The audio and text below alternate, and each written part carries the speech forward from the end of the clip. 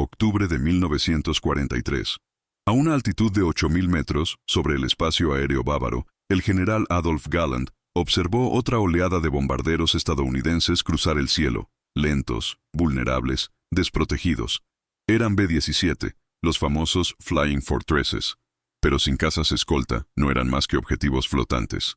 Los pilotos alemanes los llamaban palomas de hierro y describían sus misiones como Vogelschießen, el tradicional cazar al pavo.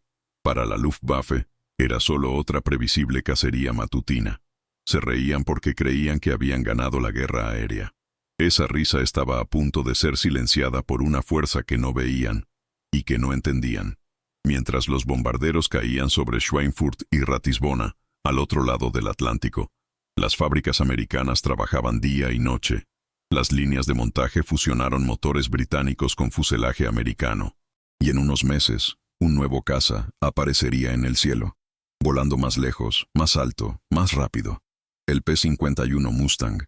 Este vídeo reconstruye, paso a paso, cómo el dominio aéreo alemán se desmoronó no por la audacia de un ataque, sino por la paciente ingeniería de una solución imposible. Un arma que llevaría a los bombarderos a Berlín. Y eso traería de vuelta el silencio. Pero antes de adentrarnos en los datos, hay una estadística que define esta historia mejor que cualquier metáfora. En octubre de 1943, por cada 4 bombarderos estadounidenses que cruzaban Alemania, uno era destruido, una pérdida del 25% por misión. Era aritmética de exterminio. Pero en marzo de 1944, esos mismos bombarderos no llegaron solo hasta Berlín. ¿Cómo regresaron? Escoltado por un nuevo tipo de caza que nunca debería estar allí. Rápido, ligero, letal y sobre todo, incansable. El P-51 Mustang cruzó distancias que los alemanes consideraban inalcanzables. Y en ese momento, lo que parecía una guerra de resistencia se convirtió en un colapso estratégico silencioso. La Luftwaffe no fue derribada. Fue superado por una máquina que fabricaba 1000 cazas al mes, y los suministraba como si el combustible fuera infinito. Si valoras la historia contada con precisión, hechos y memoria, deja lo que te gusta y suscríbete. Esto ayuda a este canal a seguir revelando cómo los números, las máquinas y las decisiones frías han cambiado el rumbo de la guerra, e incluso silenciado el cielo. En 1943, la Luftwaffe seguía siendo una fuerza temida, y para sus pilotos de caza, los cielos sobre Alemania eran una extensión natural de su propia arrogancia. Había un orgullo consolidado, alimentado por años de dominio táctico, victorias consecutivas, y la creencia compartida de que ningún poder aéreo extranjero podría violar seriamente el espacio aéreo del Reich. Los pilotos más experimentados de la Luftwaffe fueron veteranos de la batalla de Inglaterra, el frente oriental y el norte de África. Hombres como Walter Nowotny, Egon Mayer, Gerhard Barkhorn y Adolf Galland acumularon cifras de bajas que superaron los 3 dígitos. Una hazaña inalcanzable para cualquier otro piloto aliado. Conocían cada curva del cielo, cada debilidad de su presa y cada táctica de ataque con precisión quirúrgica. Cuando los bombarderos estadounidenses comenzaron a sobrevolar las ciudades industriales del Reich, los alemanes no vieron ninguna amenaza, vieron oportunidades. Llamaban a los B-17 ataúdes voladores, y se burlaban de las formaciones pesadas como si fueran objetivos fijos en una pista de entrenamiento. La ausencia de escolta no se consideraba un fallo técnico, sino un grotesco error de juicio estratégico. Cada misión de la 8ª Fuerza Aérea se sentía como un regalo. Docenas de bombarderos emergiendo lentamente en el horizonte, anunciados por radar y visibles desde kilómetros de distancia. Bastaba con organizar el asalto frontal, aplicar la táctica de penetración coordinada y ver cómo la formación se desmoronaba. Los alemanes tenían motivos para confiar. El Focke-Wulf FW-190A era robusto, bien armado y letal en combate cuerpo a cuerpo. El Messerschmitt Bf-109G, aunque más ligero, ofrecía agilidad y potencia de ascenso. Estos aviones, pilotados por hombres entrenados desde jóvenes para volar y matar, formaban parte de una doctrina agresiva, refinada por años de experiencia real. Las tácticas eran letales, ataques simultáneos de grupos de cazas en ángulos convergentes, centrados en las debilidades estructurales del B-17, nariz, motores y parte inferior. Era una ciencia de la destrucción, y para cada formación estadounidense, se preparaban emboscadas con precisión alemana. La confianza también se impulsaba por un factor logístico: el tiempo. Los pilotos de la Luftwaffe sabían que los cazas de escolta estadounidenses, el P-47 Thunderbolt y el P-38 Lightning, tenían un alcance limitado. Los llamaban pequeños amigos con poca personal. Sabían que, tarde o temprano, estos cazas tendrían que volver. Fue en ese momento exacto cuando comenzaron los ataques. Los B-17 se mantuvieron solos, volando a 25.000 pies, mientras decenas de cazas alemanes ascendían desde aeródromos camuflados alrededor de Kassel, Münster y Bremen. Era un juego asimétrico, en el que los alemanes elegían el momento, el lugar y el método de ataque. Tierra sin maniobras, sin cobertura. Parecía increíble que alguien enviara aviones así al corazón de Alemania. Pero había algo que estos pilotos ignoraban, o preferían ignorar. En 1943, mientras la Luftwaffe celebraba victorias tácticas, Estados Unidos produjo 85.000 aviones en un solo año. Alemania, en el mismo periodo, fabricó algo más de 25.000 unidades. Esta diferencia no era solo numérica, sino estructural. La industria estadounidense estaba descentralizada, automatizada y abastecida de abundantes materias primas. Los turnos funcionaban día y noche. Todos los Mustang que verían combate en 1944 ya estaban en desarrollo meses antes, con una línea temporal industrial que los alemanes simplemente no podían igualar. Pausa en la narración. Solo para comparar. En 1943, Estados Unidos construyó 2.500 bombarderos B-17. Cada una requería unas 35,000 piezas individuales. Alemania, ese mismo año, produjo menos de 1.000 aviones de combate nocturnos, y ya se enfrentaba a racionamiento de aluminio. Si estos datos te sorprenden, comenta abajo. La logística gana. Era una guerra de mundos diferentes. Mientras la Luftwaffe confiaba en la habilidad de sus ases, Estados Unidos apostaba por la escala, la doctrina, el estándar y la producción en masa. Los alemanes se rieron de los bombarderos sin escolta, pero no se dieron cuenta de que cada una de esas misiones, incluso las que terminaron en bajas, formaba parte de un plan más profundo. Un plan que implicaba no solo aviones, sino rutas, combustibles sintéticos, fábricas de motores y, sobre todo, tiempo. El tiempo que Alemania perdía con cada vuelo. En tierra, el piloto estadounidense promedio tenía entre 250 y 300 horas de entrenamiento de vuelo antes de la primera misión. Fue más de lo que muchos ases alemanes tuvieron en toda su carrera previa a la guerra, y aún con grandes pérdidas, había un sistema rotatorio que los reemplazaba. Cada piloto derribado fue rápidamente reemplazado por otro, entrenado en centros de entrenamiento dispersos desde Nebraska hasta Georgia. Alemania, en cambio, estaba entrenando pilotos en escuelas cada vez más precarias, con combustible racionado y aviones de entrenamiento improvisados. En 1943, los cadetes de la Luftwaffe comenzaron a volar con menos de 60 horas totales antes de ser enviados al frente. Esta disparidad era invisible para los pilotos que, desde arriba, solo veían cómo se desintegraban las formaciones americanas. Vieron el efecto, pero no la causa. Se rieron de lo que tenían delante, sin darse cuenta de lo que se estaba gestando más allá del horizonte, porque al otro lado del Atlántico se estaba terminando un caza. Contaría con un motor británico, alcance extendido, una velocidad de crucero superior a 700 km/h, y, lo más importante, la capacidad de acompañar a los bombarderos hasta Berlín y regresar. Era una máquina forjada para cambiar la ecuación que los alemanes creían eterna. Pronto, los cazas de la Luftwaffe ya no elegirían el momento del combate. Pronto, ya no habría un momento en que los bombarderos estuvieran solos.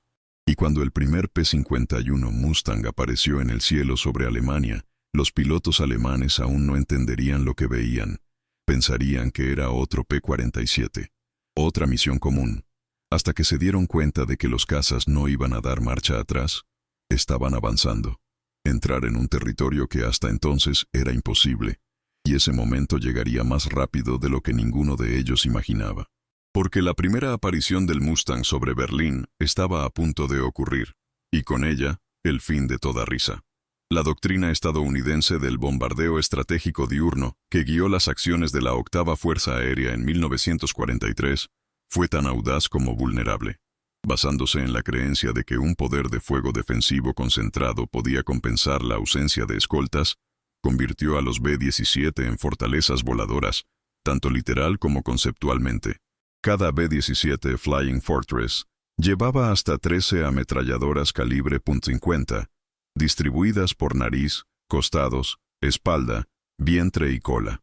En formación, estos bombarderos volaban en cajas de combate, estructuras tridimensionales dispuestas en capas, en las que los campos de tiro de un bombardero protegían los puntos ciegos de otro. La teoría era sencilla. Si cada bombardero tuviera su propio arco de fuego, la formación en su conjunto crearía una red defensiva insuperable. En la práctica, esta lógica se ha derrumbado en los cielos del Reich. Los pilotos de la Luftwaffe, muchos veteranos del Frente Oriental, estudiaron la formación con frialdad. Se dieron cuenta de algo que los planificadores estadounidenses ignoraron. La defensa estática no resiste ataques coordinados, y la geometría defensiva de los bombarderos, aunque imponente sobre el papel, dejaba vulnerabilidades críticas. El ataque frontal, que llegó desde las 12 en punto, pronto demostró ser el más efectivo. Las ametralladoras de nariz tenían un alcance de fuego limitado, y los artilleros en la torreta superior o inferior tenían dificultades para ajustar la mira a tiempo. Hetman von Könnecke, comandante de escuadrón del JG-11, perfeccionó el asalto frontal en picado. Los cazas FVI-190 y Bf-109 descendieron a gran velocidad, dispararon ráfagas precisas desde la cabina y los motores centrales, y escaparon antes de que algún artillero estadounidense pudiera reaccionar eficazmente. Estos pasajes duraban segundos, y solo hizo falta un caza para impactar en un punto vital que comprometiera todo el avión. Otro error estratégico estadounidense fue subestimar la capacidad de la Luftwaffe para operar en oleadas. Un escuadrón alemán rara vez atacaba solo. En cambio, los cazas llegaron en secuencia, primero por delante, luego por los lados y después por la retaguardia. La intención era agotar a los artilleros del B-17. La munición, aunque abundante en tierra, era limitada en vuelo. De media, cada ametralladora Browning M2 transportaba entre 250 y 300 cartuchos por cinta, suficiente para menos de 30 segundos de fuego continuo. En los ataques que duraron más de una hora en territorio enemigo, esta vez se agotaron rápidamente. Cuando la formación aún estaba a 150 kilómetros del objetivo, muchos bombarderos ya operaban con prácticamente ninguna capacidad defensiva. Además, estaba el factor psicológico. Para los jóvenes tripulantes, muchos en su primera misión de combate, ver decenas de cazas alemanes apareciendo simultáneamente a gran velocidad, causó pánico. Los informes son claros: artilleros disparando a la nada, gritando por posiciones enemigas inexistentes, olvidando protocolos de fuego coordinados. El caos sustituyó a la doctrina. La fortaleza voladora era frágil por dentro, y en el calor de la batalla, la formación perdió cohesión. Cuando un B-17 era alcanzado y salía de la caja de combate, se convertía en un objetivo aislado, y la Luftwaffe cazaba con precisión. Las pérdidas reflejaban esta realidad.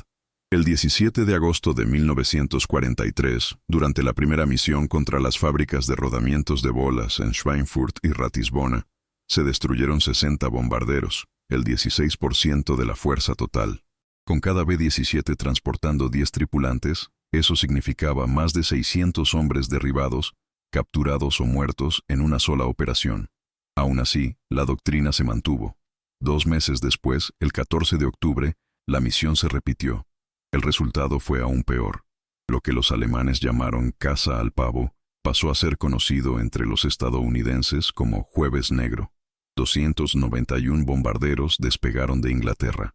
60 no regresaron. Otros 17 resultaron tan dañados que fueron desguazados al desembarcar. Al final del día, la Octava Fuerza Aérea había perdido casi 900 tripulantes.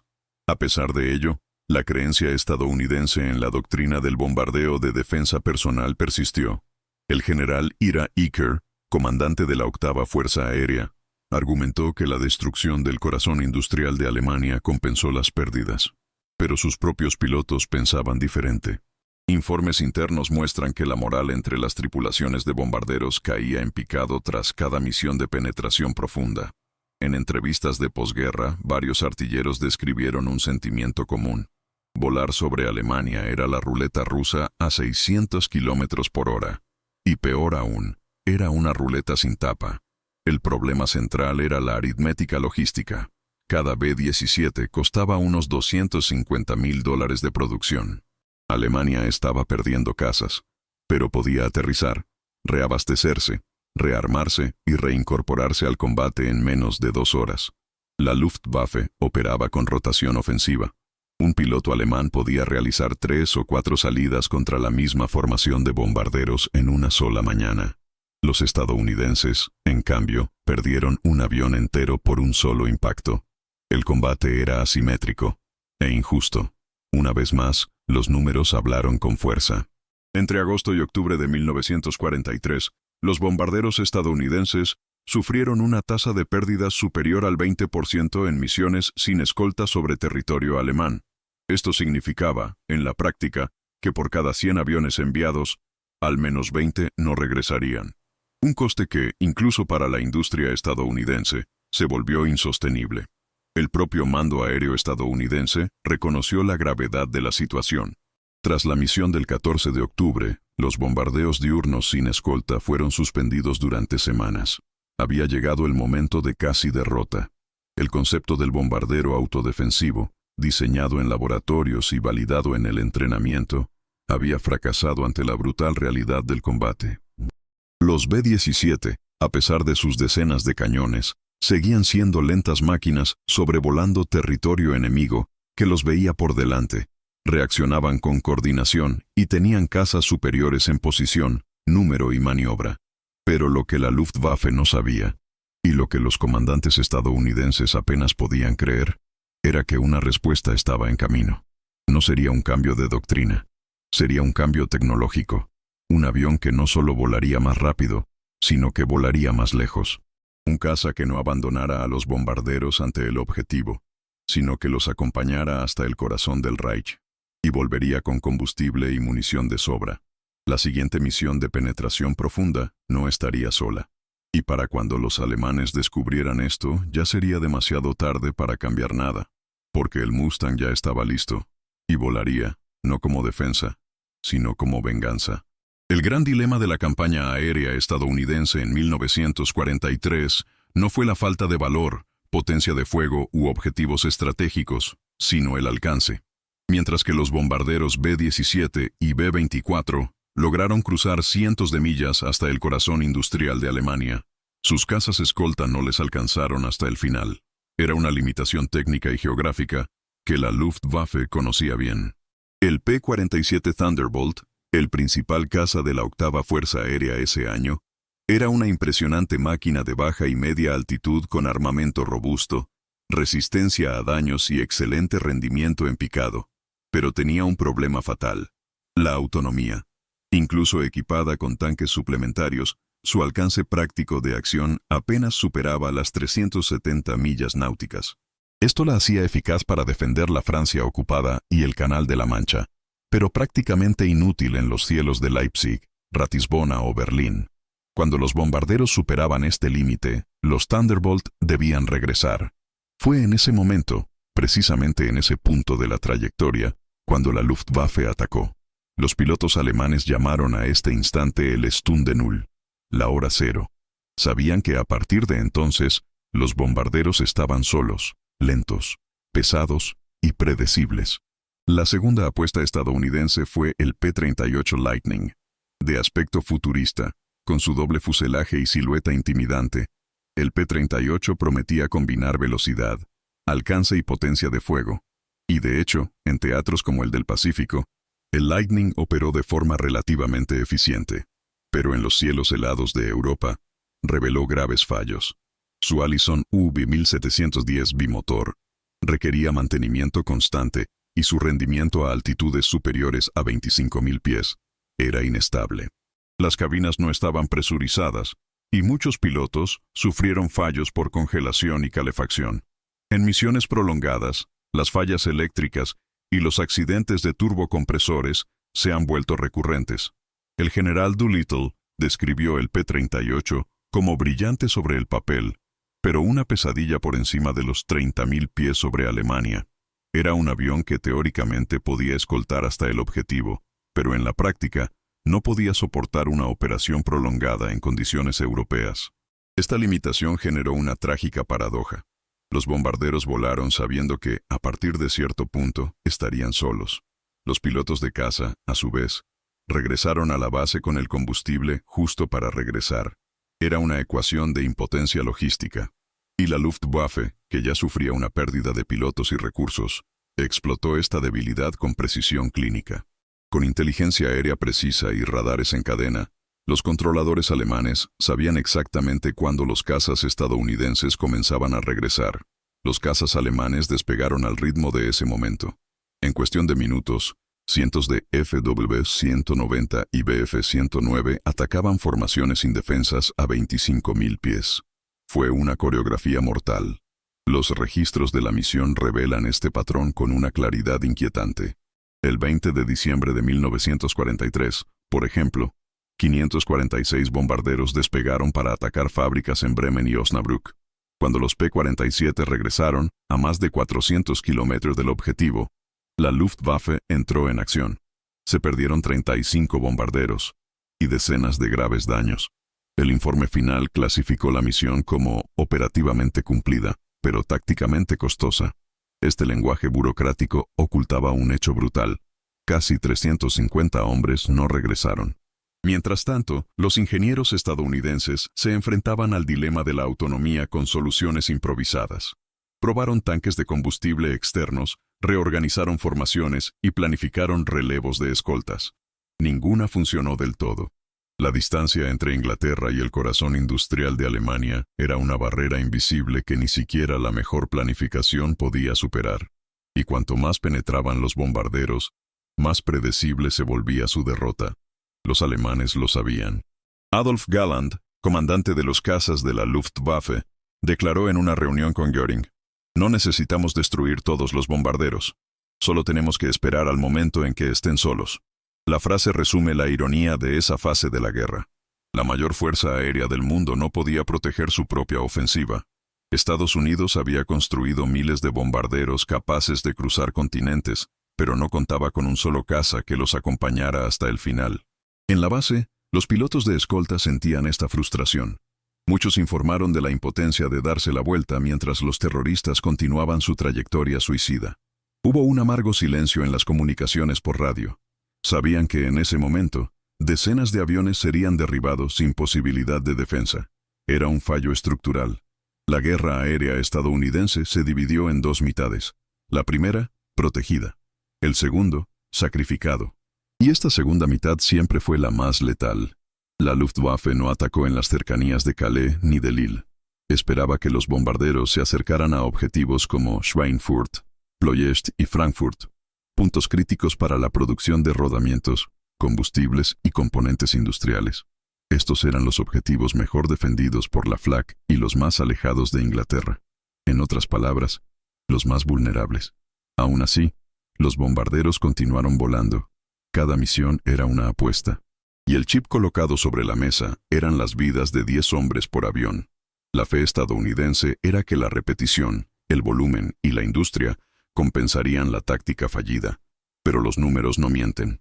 Entre agosto de 1942 y diciembre de 1943, Estados Unidos perdió 2.300 bombarderos en Europa. Esto representa a unos 23.000 miembros de la tripulación muertos, heridos o capturados. Un coste que solo una superpotencia podría asumir. Pero este modelo era insostenible, y Washington lo sabía. En reuniones internas, los responsables de la USAF concluyeron que la campaña de bombardeos profundos estaba al límite. Sin un caza de largo alcance, toda la estrategia se derrumbaría. La presión sobre los ingenieros aumentó. Se necesitaba algo nuevo, un caza ligero, rápido, armado, y que voló hasta Berlín. Y de vuelta. Este caza aún no estaba en formaciones, pero su prototipo ya estaba en pruebas. El proyecto surgió de una improbable alianza entre estadounidenses y británicos. Y en una base en Inglaterra, Un piloto acababa de sentarse por primera vez en la cabina de una máquina que cambiaría la guerra, porque lo que el P-47 y el P-38 no podían hacer, el Mustang lo haría, y lo haría de sobra. Lo que pocos imaginan es que el caza que cambiaría los cielos de Europa nació en realidad de una petición errónea. En 1940, cuando los cielos británicos aún estaban negros de humo tras la batalla de Inglaterra, la RAF buscaba refuerzos. El gobierno británico se puso en contacto con North American Aviation para licenciar la producción del P-40 Warhawk, cazas ya utilizados en varios teatros de guerra. Pero el equipo estadounidense, liderado por James Dutch Kindleberger, propuso algo audaz. Podemos diseñar algo mejor. Era una promesa audaz hecha en un momento de desesperación. Y los británicos aceptaron. Con plazos ajustados y una guerra en curso, el prototipo debía estar operativo en solo 4 meses. El resultado fue el NA-73X, un avión ligero con líneas aerodinámicas avanzadas, con un diseño de radiador sin precedentes que prometía reducir la resistencia y aumentar la velocidad. En solo 120 días, el prototipo estaba en el aire. El avión impresionó en suelo británico por su agilidad y comportamiento a baja altitud, pero su motor, el Allison B-1710, limitaba su rendimiento a altitudes superiores a 15.000 pies. Para la guerra sobre Europa, donde los bombarderos volaban a más de 25.000 pies, esto era inaceptable. El Mustang parecía una promesa incumplida. La ironía de esta historia es que la solución estaba delante de ellos. Una prueba rutinaria, realizada por el piloto de pruebas británico Ronald Harker, lo cambió todo. Tras volar el Mustang, Harker escribió un informe simple y directo. Este avión podría beneficiarse enormemente del motor Rolls-Royce Merlin 61. Era una observación técnica, casi casual, pero lo que ella sugirió fue revolucionario. El Merlin era el motor que impulsaba los Spitfires y los Hurricanes. Era fiable, potente a gran altitud y ya se producía a gran escala. La idea se puso en práctica de inmediato. Un Mustang fue modificado en Inglaterra, recibiendo el motor Merlin con un compresor de 2 etapas. Los resultados fueron instantáneos. El avión superaba ahora los 700 km/h, mantenía un excelente rendimiento por encima de los 30.000 pies, y con tanques suplementarios, duplicaba el alcance de cualquier caza anterior. Esta fusión del diseño estadounidense y la ingeniería británica creó algo nuevo, una máquina ágil, rápida, estable, fácil de mantener, con autonomía capaz de cruzar Europa. El P-51B con motor Merlin no nació de una superestrategia, sino de una cadena de decisiones técnicas e improvisaciones oportunas. El resultado fue un luchador que, a diferencia de los demás, no tuvo que elegir entre proteger y luchar. Hizo ambas cosas, lo escoltó hasta el objetivo, ganó duelos con los FW-190, regresó con combustible, y estaba listo para despegar al día siguiente. La industria respondió con rapidez. Packard, en Estados Unidos, licenció la producción del motor Merlin, que comenzó a ensamblarse en territorio estadounidense bajo el nombre V1650. En cuestión de meses, las fábricas ya producían cientos de motores y fuselajes. El Mustang ya no era un experimento, sino una pieza más en la maquinaria bélica estadounidense. Los P-51B y C fueron enviados a Inglaterra a finales de 1943. En paralelo, las pruebas con el P-51D, ya con la cabina burbuja, y 6 ametralladoras calibre .50, avanzaban rápidamente. Lo que los alemanes veían como un problema de escolta estadounidense, se estaba resolviendo a un ritmo industrial. Cada Mustang producido fue una respuesta directa a las pérdidas de 1943. Cada vuelo de prueba formaba parte de una operación global de adaptación y superación. La Luftwaffe, centrada en mantener sus posiciones y reaccionar a las ofensivas, no se dio cuenta de que, al otro lado del canal, la situación ya había invertido. La doctrina estadounidense ahora tenía la máquina adecuada. Si te gusta desentrañar estos hechos en profundidad, muestra tu apoyo. La guerra no solo se decidió en el campo de batalla, sino en las tablas de dibujo, los hangares y las mentes que se atrevieron a combinar ideas de 2 continentes. En diciembre de 1943, los primeros P-51B llegaron a Inglaterra. Seguían siendo pocos, operando en escuadrones mixtos. Pero en febrero de 1944 ocurrió algo sin precedentes. un grupo entero de bombarderos voló hacia el centro de Alemania. Y de vuelta, con escolta. Los pilotos alemanes aún no conocían el nombre del avión. Solo sabían que, ese día, algo había cambiado. Porque los cazas estadounidenses no dieron marcha atrás. Siguieron avanzando. Y esperaron. El P-51 Mustang, con motor Merlin, no era solo un caza nuevo, sino un concepto nuevo. Por primera vez, Estados Unidos contaba con un avión escolta capaz de volar desde el sur de Inglaterra hasta Berlín, enfrentándose a los mejores cazas de la Luftwaffe a gran altitud y regresando con autonomía de sobra. La combinación del diseño del Mustang y el motor Merlin de Rolls-Royce creó una plataforma tan eficiente que parecía resolver a la vez los tres mayores dilemas de la guerra aérea: alcance, rendimiento y autonomía. El secreto residía en la integración perfecta entre la ingeniería británica y el diseño estadounidense. El Merlin 61, con su compresor de 2 etapas, proporcionaba al Mustang una potencia estable por encima de los 30,000 pies, altitudes en las que los motores Allison simplemente se ahogaban. Mientras tanto, el diseño aerodinámico del ala laminar del Mustang redujo la resistencia en crucero, permitiendo al caza mantener velocidades superiores a 700 km/h con un consumo optimizado. Esto significaba que el avión no solo volaba más lejos, sino que también volaba de forma más eficiente. El chasis ligero y el centro de gravedad bien distribuido hacían que el Mustang fuera extremadamente maniobrable, incluso con tanques suplementarios completos. Era el equilibrio entre ligereza y robustez. Un caza capaz de perseguir, esquivar, escalar, picarse y mantener un control preciso en cada maniobra. El Mustang está diseñado para resistir el tiempo, la altitud y combates prolongados. Su estructura simplificada facilitaba su mantenimiento en el campo. Los talleres podían reemplazar piezas rápidamente y el motor B1650 de Packard, la versión estadounidense licenciada del Merlin, se fabricaba en masa con precisión milimétrica.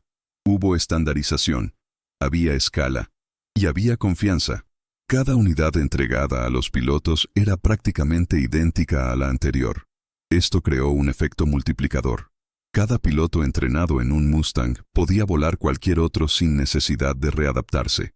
La doctrina aérea estadounidense finalmente encontró una máquina que encajaba perfectamente con su visión de la guerra por saturación. No solo de fuerza, sino de logística. Pero lo que hacía verdaderamente revolucionario al Mustang era su versatilidad. A diferencia de otros cazas, no era una plataforma de compromiso. Era una máquina de múltiples especializaciones. Podía escoltar bombarderos 1000 kilómetros, enfrentarse a cazas enemigos con agilidad, realizar ataques terrestres con precisión y, en emergencias, incluso operar desde pistas rudimentarias.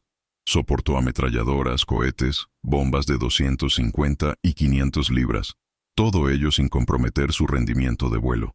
La clave para esto era la distribución de cargas y la rigidez estructural.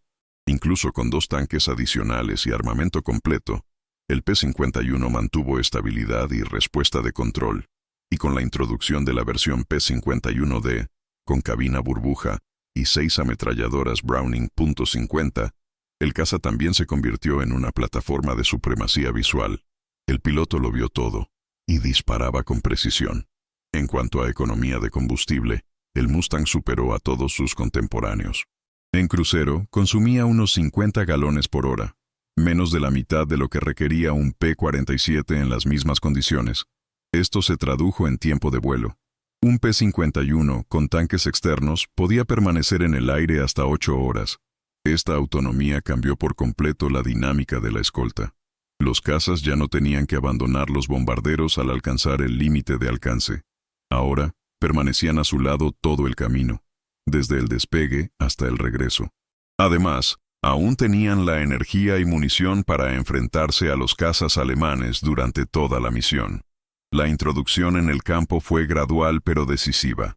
En diciembre de 1943, los primeros P-51B comenzaron a escoltar bombarderos en misiones de corto y medio alcance. Para enero ya estaban cruzando el Rin.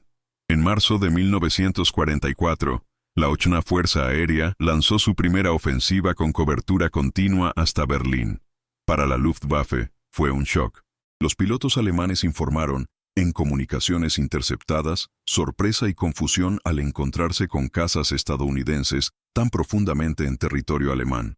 Un piloto escribió: «Pensé que era un Thunderbolt, pero seguía viniendo, y viene, y no se echó atrás». Fue el comienzo del cambio de paradigma. La subestimación inicial de la Luftwaffe lo hizo aún más simbólico. Conocían al Mustang, o al menos creían que sí. Se habían enfrentado a versiones anteriores impulsadas por Allison, y no las consideraban amenazas serias. Cuando aparecieron los primeros Mustang con motor Merlin, muchos alemanes creían que eran mejoras sobre el P-40 o incluso Spitfires modificados. La realidad solo se impuso cuando las estadísticas empezaron a cambiar. De repente, los bombarderos regresaron.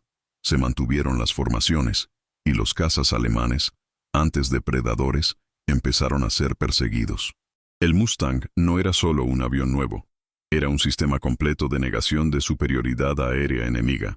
Su mera presencia cambió el comportamiento de la Luftwaffe.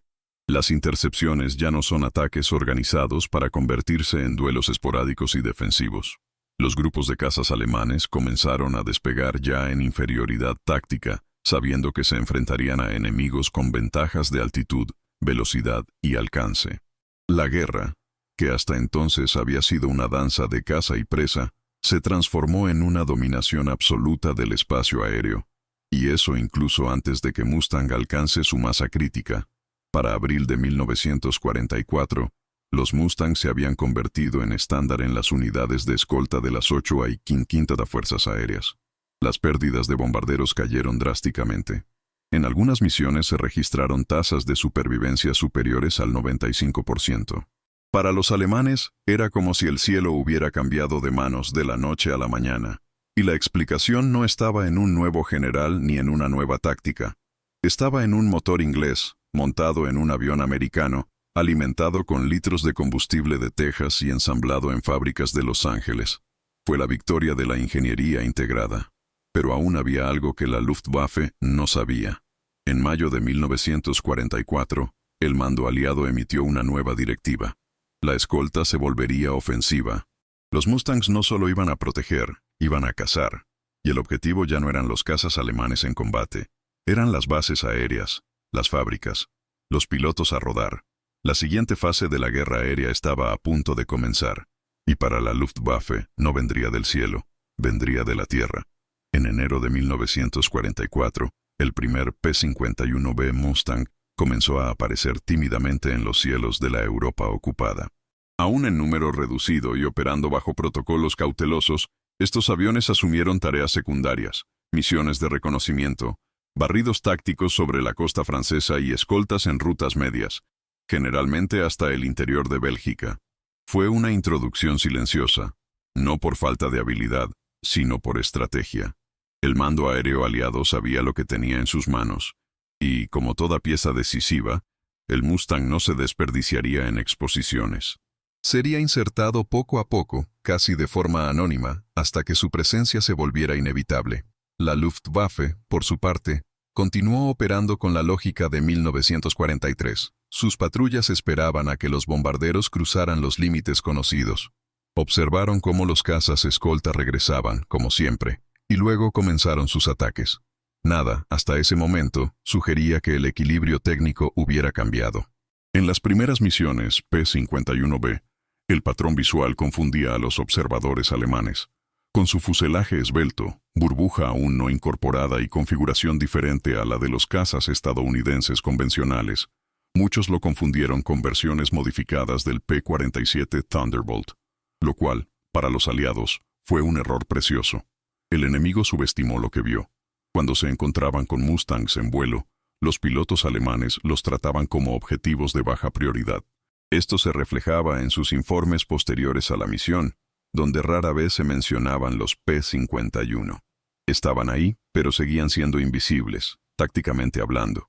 Esta ceguera táctica alemana fue fundamental en los primeros combates reales del Mustang. Durante una misión de escolta sobre Amiens el 21 de enero, un escuadrón de B-24 Liberator fue interceptado por una formación de Bf-109 del JG-26. Los bombarderos volaban con cobertura de solo 8 Mustangs. Pero en menos de 15 minutos de combate, 4 cazas alemanes fueron derribados. La formación se dispersó, y los bombarderos cruzaron la zona de combate intactos. Los informes alemanes mencionaban una fuerte resistencia de cazas enemigos, probablemente Thunderbolts. No hay referencia directa a Mustang. Fue la primera fisura en la percepción de la Luftwaffe, una sombra que actuaba con más velocidad, mayor alcance y más precisión que ninguna vista antes.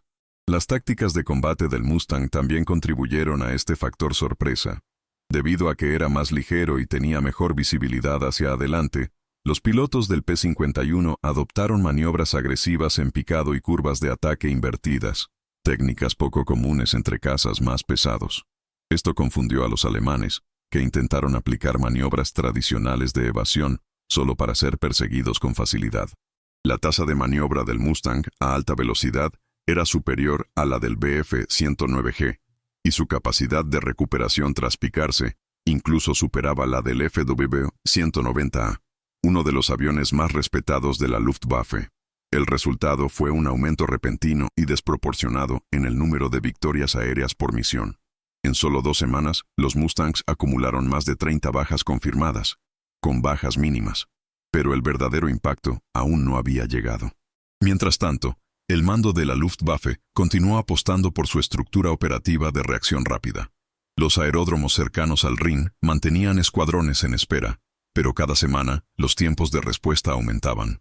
Los bombarderos ahora venían con escolta más allá del objetivo crítico, y los P-51 no solo defendieron, sino que comenzaron un combate preventivo.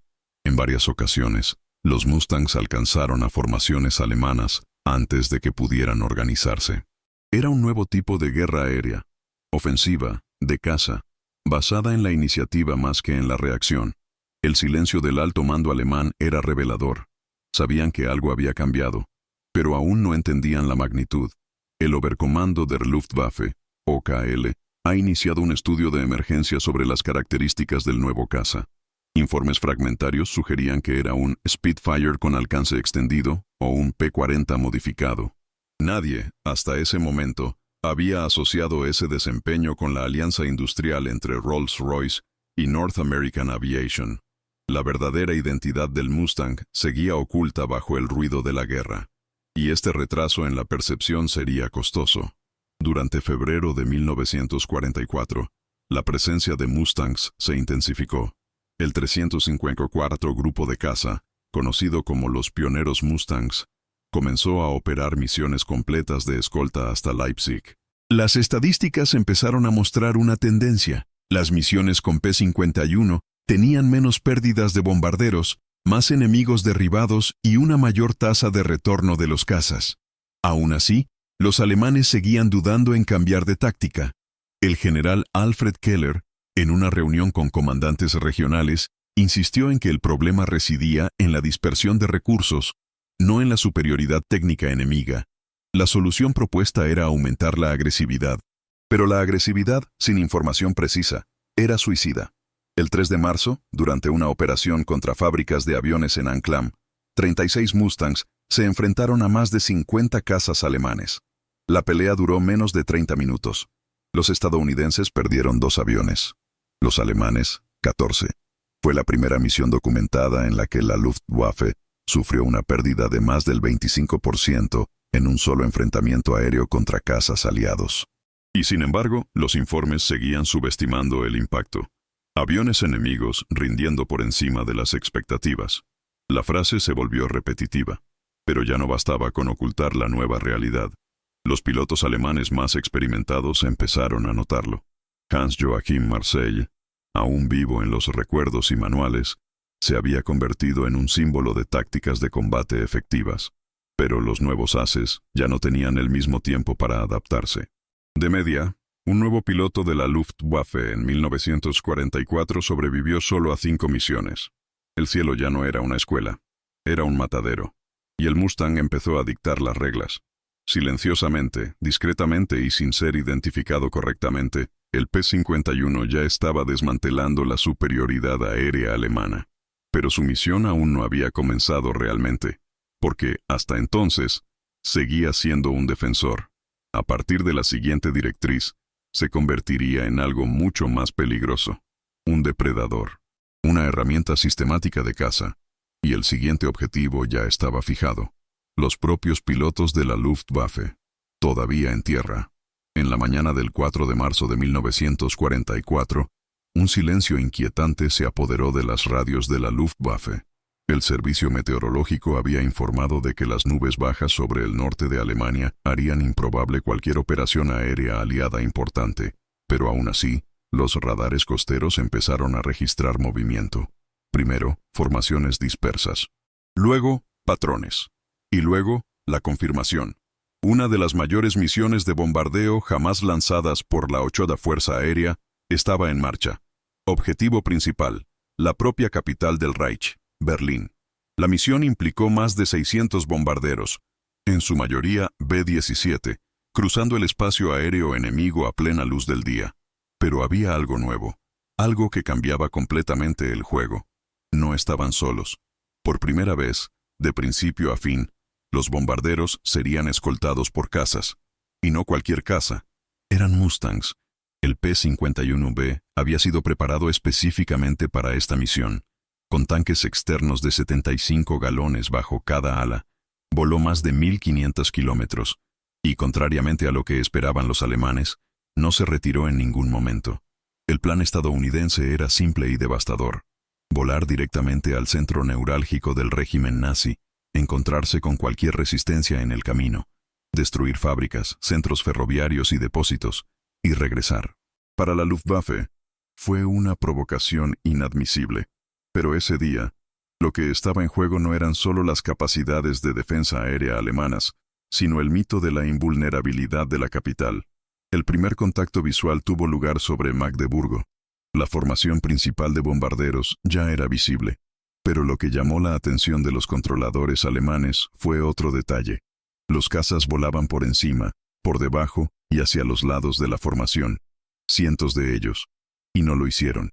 Un operador de radio registrado en los archivos de la OKL supuestamente dijo: «No van a volver. Vienen con todo». La central en Berlín dudó. Los FW-190 y Bf-109 en espera fueron activados con urgencia. Pero los Mustangs ya estaban allí, y no lo esperaban. Atacaron los aeródromos, los aviones que despegaban, los trenes terrestres, los depósitos de combustible, y lo más importante, los pilotos que aún iban camino a la pista. Por primera vez, la Luftwaffe se enfrentó antes incluso de estar en el aire. La batalla aérea sobre Berlín duró poco más de 2 horas, pero para los que estaban allí, parecía un colapso en tiempo real. Las tácticas de la Luftwaffe, tan efectivas en 1943, ya no funcionaban. Las formaciones de bombarderos se mantuvieron firmes, protegidas por cazas ofensivos que no solo defendían, cazaban. Cada escuadrón alemán que se acercaba fue interceptado con precisión y violencia. Los pilotos alemanes, experimentados o novatos, ahora se enfrentaban a enemigos que volaban más alto, más rápido, con más alcance y más munición.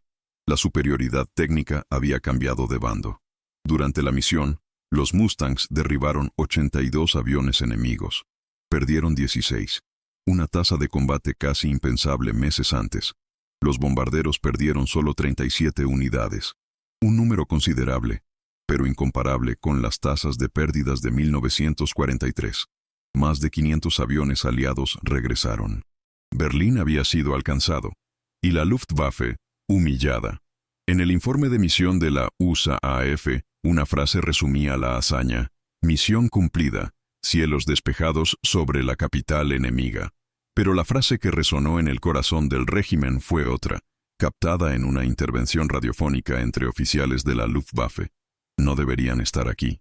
De nada. Pero lo eran. Y si los alemanes aún tenían dudas sobre a qué se enfrentaban, solo tenían que mirar los datos. Para marzo de 1944, Estados Unidos producía más de 2.000 cazas al mes, entre ellos unos 500 Mustangs. Alemania, por su parte, con bombardeos diarios sobre sus fábricas, apenas pudo reunir 300 cazas en el mismo periodo.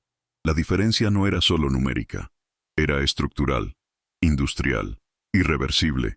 Por cada piloto experimentado perdido, la Luftwaffe perdía meses de entrenamiento.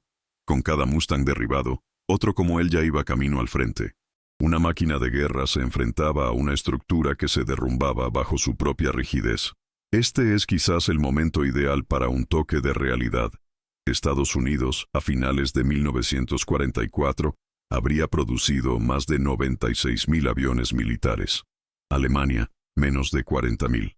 Si esta diferencia te impresiona, comenta abajo con datos impactantes o gana la logística.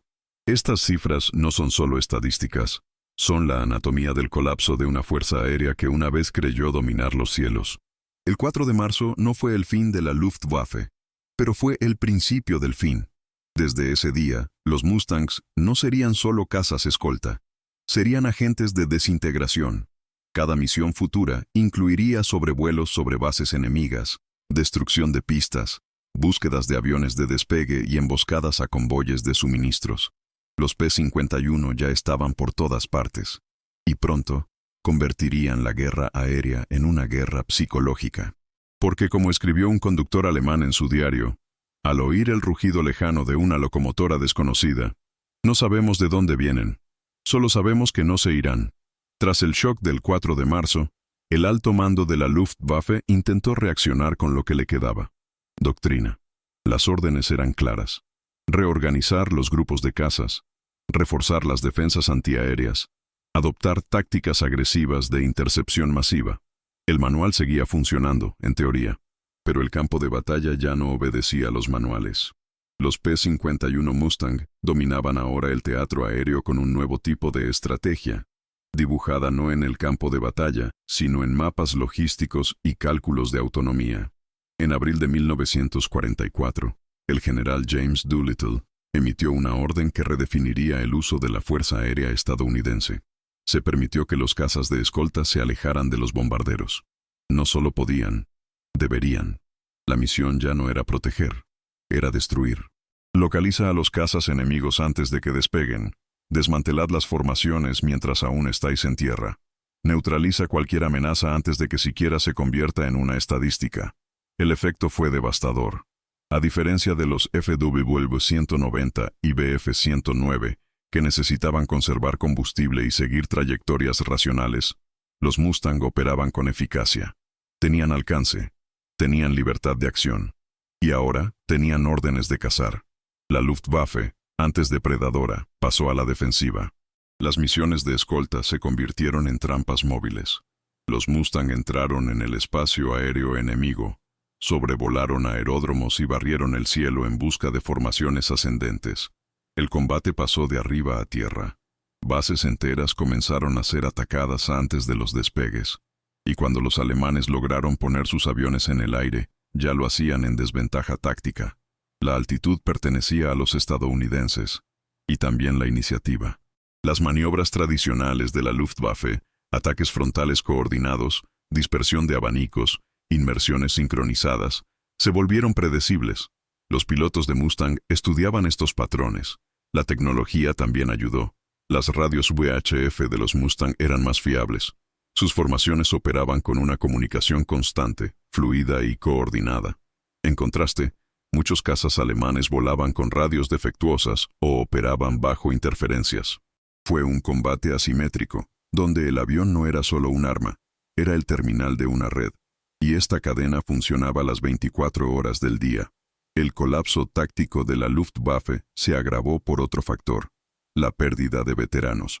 Los ases al inicio de la guerra, hombres con 100, 150, incluso 200 bajas, estaban muertos, heridos o exhaustos. Sus sustitutos eran jóvenes de 18 y 19 años, entrenados con prisa, enviados al combate sin tiempo para adaptarse. De media, un piloto alemán nuevo solo sobrevivía a 5 misiones. Y en estas misiones, se enfrentó a enemigos con el doble de experiencia, pilotando máquinas superiores, con apoyo de inteligencia y logística ininterrumpida. El cielo alemán, que antes fue una zona de confianza, era ahora territorio hostil para los propios alemanes. Cada semana, los informes de la OKL se volvían más oscuros. Para mayo de 1944, se habían perdido más de 1.000 aviones de la Luftwaffe. En junio, casi 1.500. Las bases en el norte de Francia eran bombardeadas a diario. Hangar tras hangar fue reducido a escombros. Talleres improvisados, sin energía ni piezas de repuesto, intentaban mantener aviones ya desgastados en el aire. El reemplazo era imposible. La producción no siguió, y aunque lo hizo, la aeronave no contaba con pilotos experimentados para volarla. Era la anatomía de la desintegración. En tierra, los mecánicos alemanes recurrieron a soluciones desesperadas. Mezclaron piezas de diferentes modelos, usaron componentes ya dañados e intentaron prolongar la vida útil de los motores más allá de lo recomendado. En algunos casos, los depósitos de combustible dañados se reparaban con tela empapada en resina.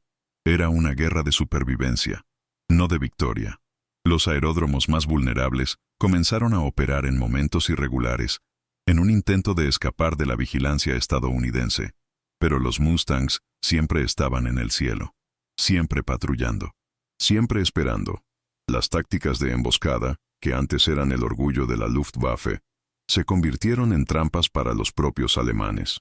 Muchos pilotos, al intentar sorprender a los bombarderos, acabaron aislados y rodeados por cazas en vuelo coordinado. La diferencia en el rendimiento se agravaba ahora por la diferencia doctrinal. El piloto del Mustang peleó como parte de una marcha. El piloto alemán solía luchar solo. Una guerra de sistemas contra una guerra de individuos. El general Adolf Galland, en una reunión secreta a principios de junio, supuestamente resumió el escenario con brutal franqueza. Ya no nos enfrentamos a una fuerza aérea, nos enfrentamos a una industria con alas. Y no exageró.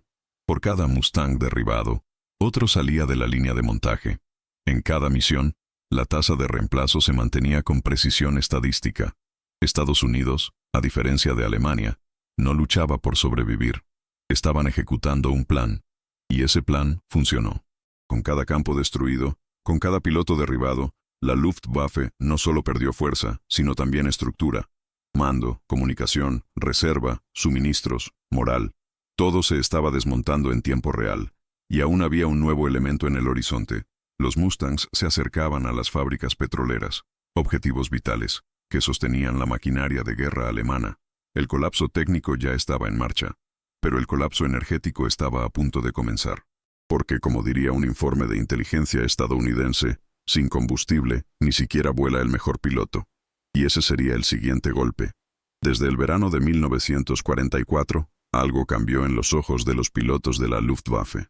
No era un cambio visible en los hangares o en los informes, sino entre líneas, en los diarios personales, en las cartas interceptadas, en las palabras escritas con letras temblorosas y a menudo censuradas.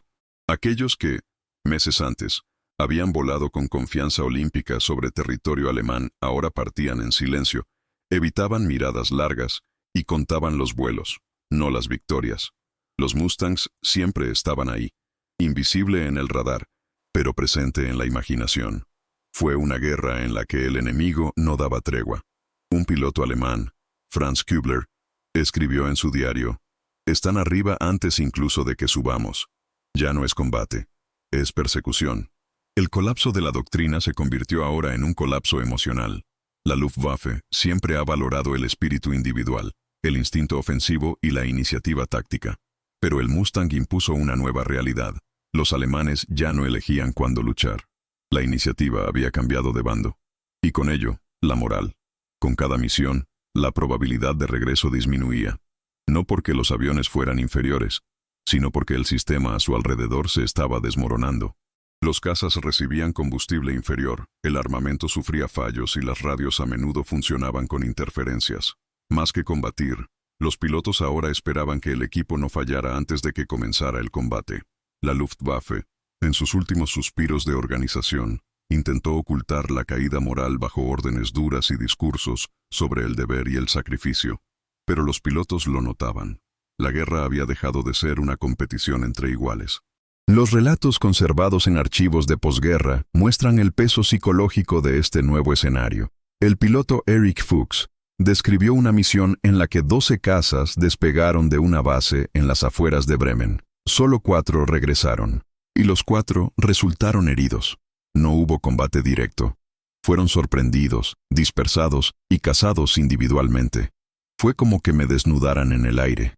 Sabían dónde estábamos antes incluso de que llegáramos. La nueva lógica del combate aéreo, basada en inteligencia, intercepción y coordinación a largo alcance, resultaba incomprensible para los pilotos entrenados en la tradición de la caza visual y el duelo táctico. El Mustang no era solo un avión. Era un sistema que comenzó antes que el radar y terminó después del combate. Y esto generó otro tipo de miedo. El miedo a la irrelevancia. Incluso los ases empezaron a notarlo. Heinz Baer, uno de los mejores pilotos de caza de Alemania, confesó tras la guerra que, desde junio de 1944 en adelante, cada misión iba precedida de una sensación de inutilidad operativa. Sus palabras revelan más que agotamiento físico. Revelan la percepción de que el talento individual ya no importaba. Lo que los americanos llamaban doctrina, nosotros lo llamábamos enjambre. No había forma de romper eso con maniobras. Ese sentimiento se extendió. El orgullo técnico dio paso a la supervivencia instintiva. Muchos pilotos, al notar la formación de Mustangs a lo lejos, optaron por no atacar. Intentaron escapar, ganar altura, esconderse entre las nubes. No era cobardía, era cálculo, era desesperación. En el terreno, el entorno también cambió. Los hangares, que antes eran centros de camaradería y disciplina, se han convertido en lugares de silencio y tensión. En cada regreso de la misión, quienes se quedaban contaban los huecos. Sabían quién no volvería. Y sabían que el siguiente podía ser cualquiera. Las cartas de despedida, antes escritas solo por infantes, se han vuelto comunes entre los pilotos. Había un entendimiento tácito. Cada vuelo podía ser el último. La Luftwaffe, que al comienzo de la guerra cultivaba la imagen del piloto como un caballero del aire, ahora veía a estos mismos hombres regresar con los ojos hundidos, uniformes manchados de aceite y manos temblorosas. Fue el fin del misterio. El desgaste físico empeoró todo. Con viajes cada vez más largos, escasa sustitución de personal y condiciones precarias de alimentación y descanso, los pilotos sufrieron fatiga crónica. Muchos volaron bajo el efecto de los estimulantes. Otros simplemente se desmayaron tras aterrizar. Alemania ya no podía encargarse de sus propios ases, y el enemigo seguía avanzando, incansable, constante, preciso. Los Mustangs, con sus tanques suplementarios y motores fiables, volaron más, lucharon con más fuerza y regresaron con menos averías. Con cada misión, reforzaban no solo su presencia física, sino también su presencia psicológica. Ya no había ningún lugar seguro en el cielo. La ironía final estaba en los extractos de las cartas censuradas, que sobrevivieron a la guerra. En algunos, los pilotos confesaron admirar la máquina enemiga. Llamaban al Mustang un fantasma metálico, una sombra del cielo, un pájaro. Fue la renuncia al respeto técnico. Incluso en la derrota, reconocieron la superioridad de la ingeniería y la doctrina estadounidenses. Ya no había forma de negarlo.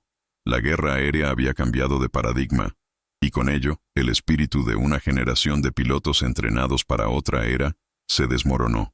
Pero la peor noticia aún no había llegado, porque hasta entonces, los Mustangs estaban centrados en derribar los cazas alemanes.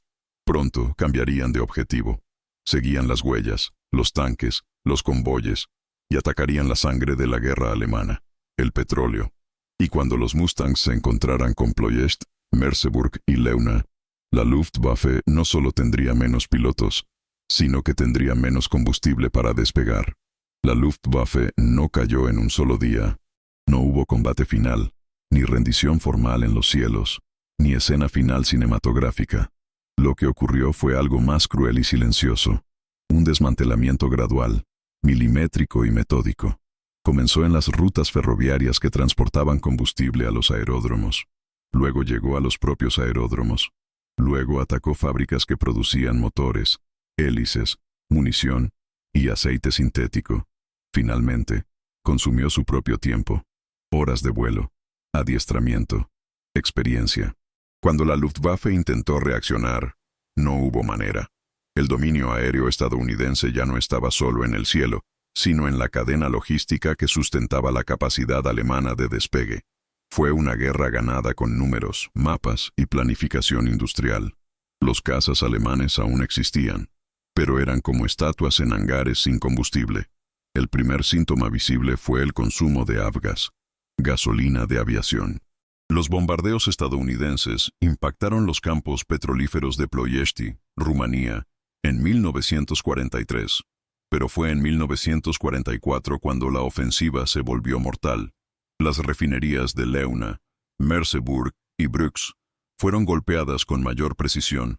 Los bombardeos a gran altitud, combinados con la acción de los Mustangs contra los trenes y oleoductos, crearon un cuello de botella técnico que ningún talento individual pudo evitar. En abril de 1944, la producción de combustible de aviación ya había caído un 50%. En julio, la cifra alcanzó el 80%. En ciertos aeródromos, los vuelos de entrenamiento se han suspendido por completo. Los nuevos pilotos aprendieron a volar con horas mínimas. Algunos fueron lanzados al combate con menos de 30 horas en combate en primera línea.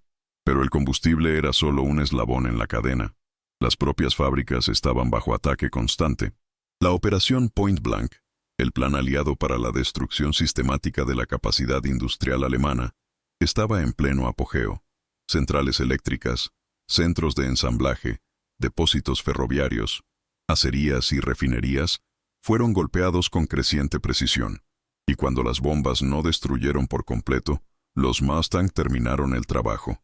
Barrieron los alrededores, ametrallaron talleres, atacaron convoyes, eliminaron técnicos y camiones de mudanza. La Luftwaffe, para mantener su estructura, necesitaba cientos de talleres móviles, trenes de suministros y equipos de mantenimiento, todos objetivos principales. Cada semana, la cadena de reemplazo se cortaba en otro punto, y con ello, la esperanza de revertir la situación se evaporó. Los mecánicos de la Luftwaffe se convirtieron, en relatos de posguerra, en los héroes silenciosos de una máquina moribunda. Trabajando en turnos ininterrumpidos, intentando adaptar piezas defectuosas, improvisando soluciones con restos de otros aviones.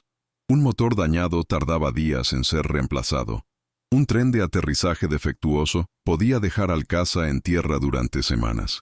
Los FW-190 y BF-109, aunque seguían siendo técnicamente respetables, empezaron a acumular fallos críticos. Fugas de aceite, problemas de encendido, fallos hidráulicos. La Luftwaffe mantuvo su imagen, pero detrás de la carrocería se desplomaba. En ciertos momentos, solo el 40% de los aviones estaban en condiciones de vuelo, y los que volaron, lo hicieron con limitaciones. El entrenamiento, que al inicio de la guerra duraba entre 6 y 12 meses, se redujo a semanas. La Luftwaffe ya no tenía el lujo de formar ases, solo necesitaba pilotos. La pedagogía de la supervivencia ha sustituido a la doctrina de la excelencia. Los jóvenes aprendieron a despegar, disparar y aterrizar. También aprendieron a caer. Muchos relatos de maestros de la época describen a una generación enviada al cielo como carne para el matadero. Un instructor en Praga señaló: la mayoría ni siquiera sabe calibrar el altímetro, pero los necesitamos en el aire. Estos jóvenes, enfrentándose a Mustangs operados por veteranos con cientos de horas, volaron misiones que ya habían sido derrotadas. Mientras tanto, los estadounidenses multiplicaron su presencia. A mediados de 1944, la USAF operaba más de 14.000 aviones en Europa. Solo de los cazas P-51, hubo más de 2.000 en acción simultánea. Con una logística tan precisa como brutal, estos aviones eran repostados, rearmados y lanzados de nuevo al combate en ciclos de 24 horas. Las pérdidas, cuando ocurrían, se compensaban con una eficiencia impersonal. Nuevos pilotos, entrenados en bases de Texas, Luisiana y Arizona, aterrizaban semanalmente en el Reino Unido. Los Mustang eran transportados desmontados, reensamblados en hangares, probados y enviados directamente a misiones. Era una línea de montaje voladora e imparable. Los alemanes seguían intentando recurrir a la innovación. Modelos como el Me-262, el primer caza a reacción operativo, y el Me-163 Comet, propulsado por cohete, representaban intentos desesperados de recuperar la iniciativa. Pero estas armas milagrosas sufrían los mismos problemas: bajo combustible, mantenimiento complejo y pilotos inexpertos. Un Me-262 podía alcanzar los 870 km/h, pero si no tenía queroseno, era solo una promesa. E incluso cuando volaban, Estos cazas eran vulnerables durante el despegue y el aterrizaje, siendo atacados sistemáticamente por Mustangs. La innovación, en este contexto, se ralentizaba por la ausencia de una base material. Ya no era una guerra de proyectos. Fue una guerra de ejecuciones, y en los estadounidenses habían ganado antes del primer disparo. Un informe secreto del alto mando alemán, fechado en septiembre de 1944, contenía una frase emblemática: la Luftwaffe aún existe en papel, pero en el campo de batalla es un recuerdo. La frase resumía la tragedia estructural del esfuerzo aéreo alemán. Incluso con ingenieros brillantes, cazas de calidad y valientes pilotos, la guerra se perdió en combustible, mantenimiento y rotación de combate. Se perdió en los ferrocarriles, en los almacenes, en las refinerías y, sobre todo, se perdió por la ilusión de que la técnica y el valor eran suficientes contra una industria continental. En diciembre, cuando los aliados cruzaron el Rin y Alemania se preparó para su última ofensiva terrestre, la realidad era irreversible. La Luftwaffe ya no era una fuerza de combate, era una sombra perseguida en su propio territorio, pero aún así se intentaría una última carta, un esfuerzo concentrado, una sorpresa aérea, un intento desesperado de demostrar que aún quedaba poder bajo las cenizas. Y sería allí, en el invierno de 1945, donde los Mustangs presenciarían la última furia de lo que quedaba de la Fuerza Aérea Alemana. Al amanecer del 6 de junio de 1944, mientras los barcos aliados se alineaban frente a la costa de Normandía y las primeras oleadas de paracaidistas se lanzaban a la oscuridad, reinaba un silencio peculiar en el cielo. No fue la ausencia de movimiento, fue la ausencia de oposición. A lo largo del día, más de 14,000 salidas aéreas fueron realizadas por aviones aliados. Cazas, bombarderos, planeadores y transportes cruzarían el Canal de la Mancha con casi absoluta libertad. Por otro lado, la Luftwaffe solo pudo realizar 319 salidas, menos del 3% de la actividad aérea enemiga. Era el colapso visible de una fuerza que antes se temía, y en el corazón de ese dominio estaban ellos, los P-51 Mustangs, vigilando las playas, despejando el cielo, persiguiendo a los últimos cazas alemanes y, lo más importante, aislando el campo de batalla. Por primera vez en toda la guerra, se produjo una invasión a gran escala bajo supremacía aérea total. El impacto táctico fue inmediato. Los bombarderos medios podían operar con precisión sobre objetivos estratégicos sin temer intercepciones. Las columnas de tanques e infantería podían avanzar por caminos protegidos.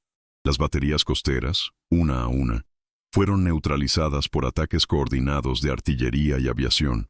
Los Mustangs operaban en parejas y tríos, patrullando el campo francés como depredadores. Buscaban trenes, estaciones, camiones, locomotoras. Solo hizo falta un movimiento sospechoso en la carretera, y el ataque vino desde arriba, con precisión y rapidez. La Luftwaffe no solo no estaba presente, sino que estaba desaparecida. Esta desaparición no fue accidental. Fue una consecuencia directa de la campaña anterior. En los meses previos al día D, la ofensiva aérea estratégica había pulverizado las líneas ferroviarias francesas. Se destruyeron más de 1.500 puentes, tramos de vía y depósitos. El objetivo no era solo detener los refuerzos alemanes, sino fragmentar la retaguardia. Sin raíles, el combustible no era suficiente. Sin combustible, los cazas no despegarían. Sin cazas, los bombarderos actuaban a voluntad. La lógica era simple y devastadora. Y por cada objetivo alcanzado, había un Mustang patrullando, asegurándose de que la destrucción fuera permanente. En la mañana de la invasión, decenas de formaciones de Mustangs cruzaron la costa francesa, escoltando bombarderos B-26 y A-20, en incursiones sobre posiciones alemanas a lo largo de la carretera Caen-Bayeux. Otros sobrevolaron las playas, buscando observadores avanzados y ametralladoras. En ciertas regiones, grupos de Mustang descendían a nivel de árboles para neutralizar nidos de ametralladoras incluso antes de la llegada de los tanques. Era la nueva función del caza. Ya no solo defender bombarderos, sino despejar el camino para la infantería. El Mustang se convirtió en el enlace táctico entre la aviación estratégica y la guerra de trincheras. Los informes aliados de ese día son claros. La ausencia de oposición aérea permitió una coordinación casi sin precedentes entre mar, aire y tierra. Los controladores avanzados podían usar bengalas y paneles para guiar ataques aéreos en tiempo real. Las columnas blindadas, protegidas desde arriba, avanzaban por campos abiertos con confianza. Convoyes de suministro, antes blancos fáciles para ataques de la Luftwaffe, ahora cruzaban las carreteras francesas bajo el paraguas invisible de cazas aliados. Y cuando en raras ocasiones, un Bf-109 o FW-190 apareció en el radar, la respuesta fue inmediata. Varios Mustangs convergieron para interceptar, convirtiendo cualquier intento de reacción en un sacrificio anunciado. La diferencia numérica y operativa entre ambos bandos era tan marcada que la Luftwaffe ni siquiera pudo organizar una respuesta coordinada. Grupos de cazas aislados fueron interceptados antes de cruzar el Rin. Bases enteras permanecieron inoperables por falta de combustible o bajo constante amenaza de ataque. La Fuerza Aérea Alemana no fue derrotada el día D, simplemente no llegó al campo de batalla. Y quizá la estadística más cruel de todas está aquí. El 6 de junio, los aliados volaron 44 veces más que la Luftwaffe. Así es, 44 veces más salidas aéreas. Si esta diferencia te impresiona, comenta abajo con «La logística gana», porque eso fue exactamente lo que ocurrió. La ironía es que, meses antes, muchos oficiales alemanes aún veían a los bombarderos aliados como objetivos lentos y predecibles, y a los cazas como simples compañeros. Pero el Mustang se había convertido en algo más. Ahora era una herramienta de aislamiento táctico. Los convoyes alemanes no pudieron moverse. Las líneas de comunicación se interrumpieron. Las carreteras secundarias se han convertido en trampas. En tan solo 2 días tras los desembarcos, más de 1.200 vehículos terrestres alemanes habían sido destruidos por cazabombarderos aliados, muchos de ellos Mustang en misiones de ametrallamiento. Este cambio de función no fue accidental, era doctrina. La USAF ya anticipaba el uso agresivo de sus cazas de largo alcance, como instrumentos ofensivos. Y con la consolidación de las playas, los Mustangs comenzaron a operar directamente desde campos temporales en suelo francés. Esto significaba más salidas, menos tiempo de respuesta y mayor capacidad de cobertura. En menos de una semana, Normandía se convirtió en un teatro dominado por los ojos y cañones de la aviación estadounidense. Los pilotos alemanes que sobrevivieron a las misiones de junio informaron de la misma sensación: impotencia. Incluso cuando lograron despegar, se sentían rodeados. Uno de los últimos ases de la Luftwaffe, Franz Goetz, dijo con tono resignado: «Ya no hay estrategia, solo existe la supervivencia». El cielo, que durante años había sido un campo de gloria para los cazas alemanes, se había convertido en un terreno de caza, y los cazadores venían ahora desde el otro lado del Atlántico, con combustible de sobra, munición renovada y órdenes simples: destruir todo lo que se moviera al servicio del Reich. Con el éxito de la invasión y el avance constante de las tropas aliadas, los Mustangs ampliaron aún más su alcance. Comenzaron a atacar líneas de suministro en territorio profundo, objetivos tácticos como puentes y depósitos de municiones, y sobre todo, comenzaron a preparar el terreno para el siguiente gran movimiento: la destrucción final de la infraestructura energética alemana. Porque si los cazas estaban ganando en el aire y abriéndose paso en tierra, aún quedaba una última función que cumplir: acabar con el combustible que aún alimentaba lo que quedaba de la maquinaria bélica nazi. Y ese objetivo tenía nombre y coordenadas. El verdadero punto de inflexión en la guerra aérea sobre Europa no fue solo una cuestión de máquinas, sino una cuestión de doctrina. En enero de 1944, el mando de la octava Fuerza Aérea de EEUU pasó a manos del general James Doolittle, un nombre ya legendario por su audaz incursión de bombarderos sobre Tokio en 1942. Doolittle aportó algo más peligroso que atrevido: claridad estratégica. Entendía que proteger los bombarderos era necesario, pero no suficiente. El enemigo no solo podía ser rechazado, tenía que ser destruido en su origen, desarticulado en su movimiento, desmoralizado en su retaguardia. A partir de ese momento, los cazas escolta ya no tendrían órdenes de permanecer rígidamente junto a las formaciones de B-17. Ahora tendrían libertad táctica para cazar. Caza antes, durante y después de la misión. La prioridad ya no era el bombardero, Era la extinción de la Luftwaffe. Este cambio sacudió las estructuras. Rompió con el paradigma clásico de la escolta pasiva, donde los cazas permanecían defensivamente cerca de los bombarderos pesados. Ahora, los P-51 ganaron autonomía para penetrar más profundo, barrer áreas adyacentes a las rutas de bombardeo y, especialmente, identificar y neutralizar cazas enemigos incluso antes del contacto con formaciones aliadas. El Mustang se convirtió en la punta de lanza de una nueva mentalidad: ofensiva total, movilidad constante, superioridad decisiva. Ya no era una guerra de resistencia, sino una caza metódica. Para los pilotos de la Luftwaffe, esto significaba un nuevo terror. Los Mustangs ya no estaban solo para proteger, estaban ahí para eliminar. Las tácticas cambiaron. Las patrullas avanzadas comenzaron a rodear aeródromos alemanes en las primeras horas del día. Los aviones que despegaban mientras seguían en ascenso eran atacados sin piedad. Los equipos de inteligencia cartografiaron los horarios de repostaje, las rutas de transporte de los cazas dañados e incluso los patrones de aterrizaje en diferentes bases. Con esta información, los Mustangs fueron dirigidos al punto exacto de mayor vulnerabilidad.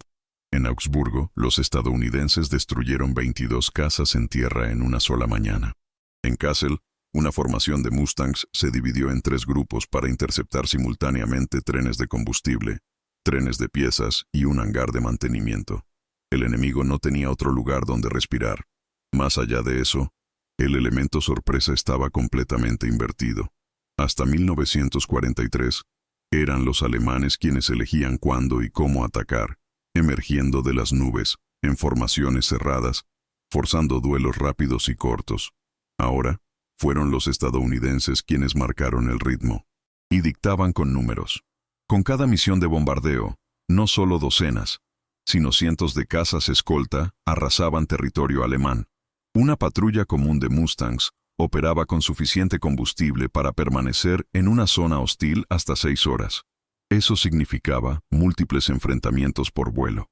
Y a medida que las formaciones se turnaban, los cazas aliados mantenían una presión constante durante más de 12 horas diarias en los mismos corredores aéreos. No era solo dominancia, era saturación. El impacto psicológico de esta nueva doctrina fue inmediato. Los informes de inteligencia que interceptan comunicaciones alemanas informan términos como cielos contaminados y ausencia de ventanas tácticas. Los pilotos de la Luftwaffe informaron de despegues sin siquiera alcanzar la altitud de crucero antes del primer contacto. Un oficial del Jagdgeschwader 26 escribió en su diario: "Ahora somos los objetivos desde el momento en que arrancan los motores hasta el último aliento de la misión". Los Mustangs estaban presentes en todas partes.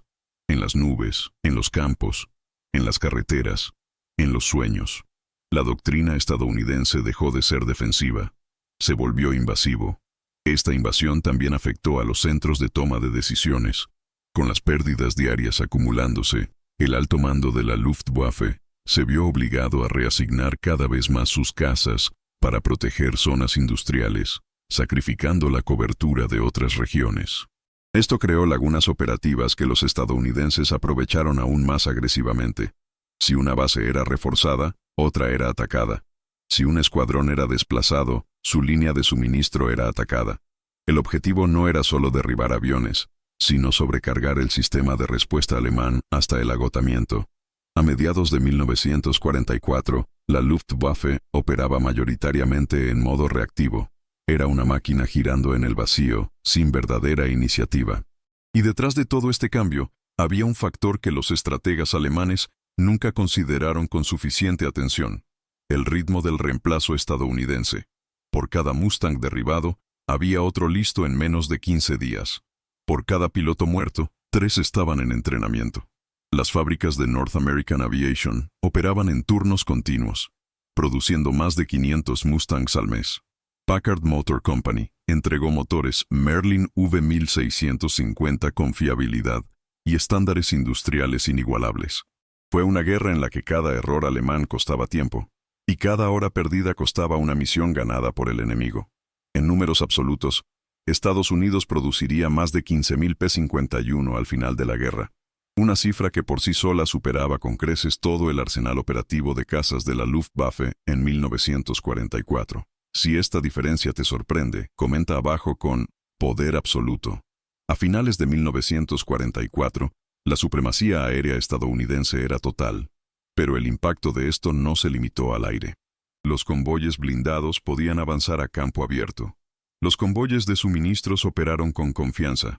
Las líneas ferroviarias destruidas dejaron divisiones alemanas enteras aisladas. Y cada Mustang en el cielo era un recordatorio visual de que la guerra ya no era entre iguales.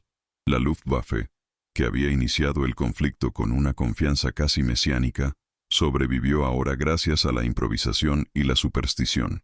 Y aún ante el colapso inminente, seguiría intentando resistirse. Porque en medio de los escombros surgiría un nuevo arma. Rápido, más avanzado, más peligroso. Un intento desesperado de cambiar de rumbo, con propulsión a chorro. Ante la progresiva desintegración de la Luftwaffe, el alto mando alemán intentó, con una urgencia casi desesperada, recuperar la iniciativa en los cielos del Reich. La respuesta llegó en múltiples frentes. Nuevas formaciones tácticas, doctrinas radicales e innovaciones tecnológicas que rozan la ciencia ficción. El primer intento de contrarrestar a los Mustang fue rudimentario y directo. Los Focke-Wulf Fu-190, modificados para el papel de Sturmböcke, cabras de carga. Una versión blindada y pesada, armada con cañones de 30 milímetros y diseñada para lanzarse contra formaciones de bombarderos. El objetivo no era maniobrar, sino matar en línea recta. Estos aviones, volando en escuadrones compactos, tenían una única misión: romper la formación de B-17 con violencia frontal. Y a menudo, eso significaba chocar. La doctrina era tan extrema que algunos cazas estaban equipados con parabrisas blindados adicionales y órdenes verbales de no dudar en atacar. Pero había un problema evidente. El Sturmböcke era lento, poco maniobrable y vulnerable a la escolta. Exactamente lo que los Mustangs sabían explotar con precisión letal. En lugar de enfrentamientos simétricos, los P-51 atacaban desde arriba, sumergiéndose, evaporando a los FW-190 antes incluso de llegar a los bombarderos. Un piloto estadounidense describió el encuentro como cazar tanques con cuchillas de afeitar voladoras. Con cada misión, el equilibrio era el mismo. Los bombarderos perdieron algunos, pero los alemanes perdieron decenas. La estadística se ha vuelto insostenible, y lo que se suponía que era un caza especializado se convirtió en un símbolo de desesperación táctica. La Luftwaffe intentó entonces algo aún más audaz: ataques frontales coordinados. Sabiendo que el punto más débil de la formación B-17 era el morro, donde el ángulo de tiro de las ametralladoras era limitado, los alemanes comenzaron a realizar ataques directos, procedentes desde el frente a velocidades muy elevadas. La maniobra requería precisión milimétrica, nervios de acero y un tiempo perfecto. Y aunque bien ejecutado, ofrecía segundos de ventana útil. Fue una táctica suicida, y los resultados no compensaron las pérdidas. Con el tiempo, los Mustangs aprendieron a anticipar el patrón posicionándose por encima y detrás de la formación, en un ángulo de intercepción. Con cada ataque frustrado, los alemanes perdían pilotos más experimentados, el recurso más valioso que ya no podían reemplazar. Fue entonces cuando llegó la última promesa de superioridad técnica: el Messerschmitt Me-262. Un caza a reacción, el primero de su tipo, capaz de alcanzar 870 km/h, casi 200 km/h más que cualquier avión aliado. Armado con 4 cañones pesados, el Me-262 podía destruir un bombardero en una ráfaga. Era, en teoría, la pesadilla perfecta, pero en la práctica ya era demasiado tarde. La producción era lenta, el combustible escaso, los pilotos no estaban preparados y los bombardeos aliados eran constantes. Las pistas de las que despegaban los Me-262 eran bombardeadas cada día. En muchos casos, los jets eran destruidos antes de alcanzar la altitud. E incluso cuando lograban volar, el despegue lento y vulnerable los convertía en presas fáciles para los Mustangs, que esperaban en las afueras de las bases, como cazadores en emboscada. El Me-163 Comet, un cazacohete propulsado por peróxido, era aún más radical. Alcanzó 960 km/h en línea recta. Ascendió como un misil, pero solo tenía combustible para 7 minutos de vuelo útil. Era inestable, peligroso para el propio piloto, y prácticamente inútil en combates prolongados. La mayoría explotó al aterrizar. La tecnología estaba décadas por delante, pero atrapada en un campo de batalla que ya había cambiado. El enemigo ya no era un avión al que enfrentarse, sino una doctrina, una industria, una pieza dentada. Incluso innovaciones reales como el radar interceptor, los misiles guiados y las bombas planeadoras llegaron tarde, aisladas en diseños prototipo, a menudo saboteadas por la propia burocracia nazi o por luchas internas entre comandos. El propio Hitler retrasó el uso completo del Me-262 como caza, insistiendo en que se convirtiera en un bombardero rápido. Mientras tanto, los estadounidenses, pragmáticos, multiplicaron Mustangs, se alimentaron con precisión y entrenaron a gran escala.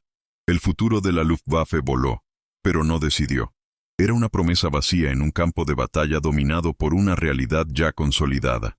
La ironía es amarga. Alemania creó el caza del futuro, pero no podía abastecerlo, protegerlo ni pilotarlo eficazmente. Estados Unidos, en cambio, con ingeniería fiable, logística funcional y doctrina flexible, ganó con un avión imperfecto pero presente, el Mustang, un símbolo de cómo la guerra no se gana con ideas aisladas, sino con sistemas coherentes y escala industrial. Para los pilotos alemanes que aún estaban vivos, la diferencia ya era evidente. Y la frase de uno de ellos, grabada en 1945, resume el abismo que se había formado. Vuelan más, entrenan más, llegan antes y vuelven después. Solo intentamos no morir. Pero el golpe final llegaría invisiblemente, por la destrucción sistemática de lo que quedaba de la columna vertebral de la guerra aérea alemana, el combustible. Y cuando las refinerías empezaran a arder, ya no sería solo una guerra en el cielo, sería una guerra de supervivencia energética. La superioridad aérea estadounidense ya no solo era visible en el cielo, sino palpable en los números. Entre 1943 y 1945, el equilibrio de la guerra no solo se inclinó a favor de los aliados, se desplomó bajo el brutal peso de las estadísticas. En el apogeo de la Luftwaffe, un piloto de caza alemán pasaba por un riguroso entrenamiento, acumulando entre 250 y 300 horas de vuelo antes de ser considerado listo para el combate. Para 1945, esta preparación se había reducido a menos de 40 horas. Muchos eran jóvenes de 18 años que apenas sabían controlar un avión en formación, y ya se enfrentaban cara a cara con pilotos estadounidenses veteranos, entrenados en múltiples climas, simuladores, combate táctico y doctrinas ofensivas. El contraste era más que técnico, era casi ético. Por un lado, soldados entrenados y experimentados, con apoyo logístico completo. Por otro, adolescentes empujados a la cabaña por una máquina de guerra que no tenía nada más que ofrecer que sacrificio.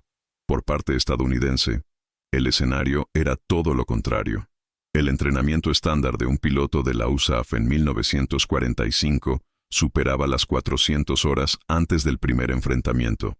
Además, a estos pilotos se les proporcionaban doctrinas actualizadas, datos de inteligencia de vuelo, mapas fotográficos actualizados de reconocimiento y, sobre todo, una retaguardia industrial que garantizaba que nunca faltara combustible, munición, mantenimiento o apoyo moral. Por cada caza alemán en operación, Estados Unidos lanzaba entre 5 y 15 Mustangs en el aire. Esta asimetría no era solo cuantitativa, era estructural. Fue el resultado de una guerra librada en talleres, laboratorios, fábricas y líneas ferroviarias. Una guerra ganada antes incluso de comenzar. Y los resultados fueron innegables. La tasa de victorias del P-51 Mustang sobre cazas enemigos superó el 11-1 en ciertas campañas. Es decir, por cada Mustang derribado, más de 11 aviones enemigos fueron derribados. Esta proporción no fue accidental. Fue una consecuencia directa de una ecuación logística, doctrinal y técnica. El Mustang era más rápido en altitud, más ágil en maniobras prolongadas y más resistente en misiones de largo alcance. Pero su verdadera arma era la constancia. Siempre estaba ahí, día tras día, misión tras misión. Los cielos de Alemania, que antes estaban controlados por la Luftwaffe, ahora eran territorio dominado por un mecanismo que funcionaba sin descanso. Esta constancia ha golpeado la moral alemana con una fuerza devastadora. En cartas interceptadas, Los pilotos alemanes describían la sensación de cazar sombras y morir antes del primer disparo. Un instructor de la Luftwaffe anotó en su diario que enseñar a un piloto nuevo en 1945 es como preparar un cordero para el sacrificio. Había plena conciencia de la inferioridad, y con ella, resignación. El campo de batalla aéreo, antes un espacio de gloria y duelo técnico, se había convertido en una arena asimétrica de ejecución metódica. En vez de duelos, mata. En lugar de combatir, caza. Y hay un hecho que resume toda esta transición. En 1944, la Luftwaffe perdió más de 18.000 aviones en combate, la mayoría sin siquiera poder alcanzar su objetivo. La producción industrial alemana ya no podía seguir el ritmo ni siquiera de la pérdida semanal. Mientras tanto, Estados Unidos entregaba una media de 2.000 aviones al mes, de los cuales cientos eran Mustangs. Cada mes, la diferencia aumentaba.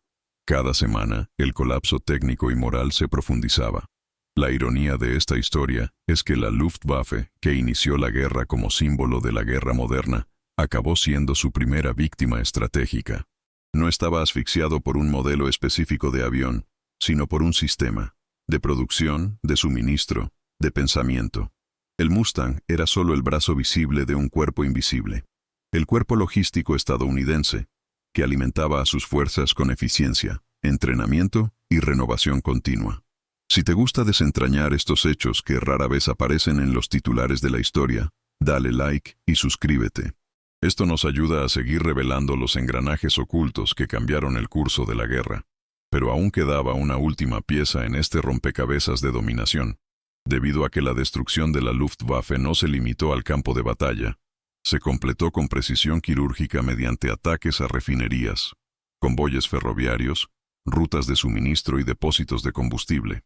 Cuando empezaron a caer bombas sobre la potencia que alimentaba los motores, lo que quedaba del cielo sobre Alemania no solo se perdió, sino que se apagó. Y eso es lo que veremos a continuación. El día que los Mustangs dejaron de cazar aviones y empezaron a buscar su propio combustible. Cuando los motores se silenciaron y el humo descendió sobre una Europa arruinada, quedaron los recuerdos. Además de los informes y estadísticas, quedan hombres. Los que volaron, los que lucharon y los que sobrevivieron.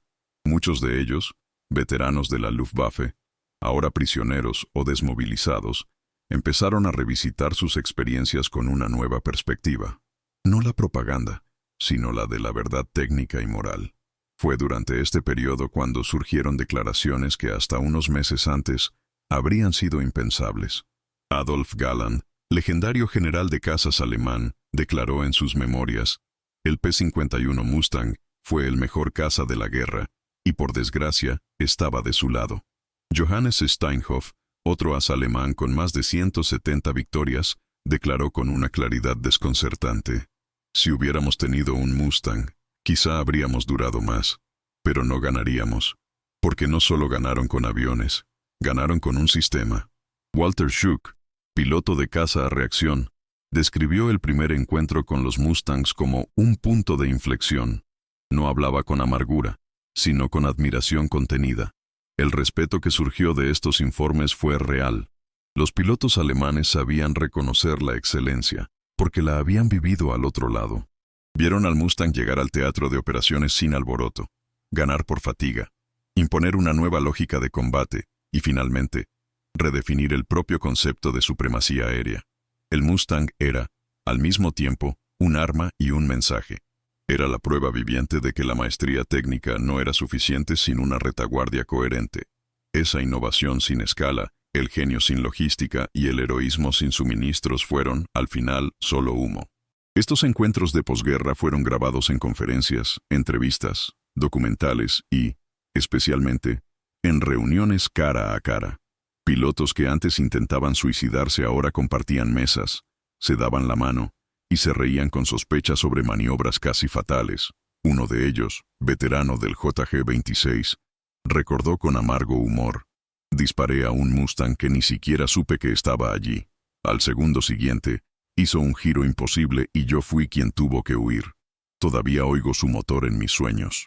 El tono de estos informes no era de derrota. Era una de aceptación. Una aceptación dura pero sincera. La Luftwaffe había perdido no solo por la diferencia numérica, sino también por la diferencia de visión. Los alemanes construyeron aviones excelentes, pero los americanos construyeron una doctrina. Los alemanes formaron ases, los americanos crearon sistemas, y el P-51 Mustang, que comenzó como un modesto pedido británico, se ha convertido en el icono de ese sistema. No voló solo.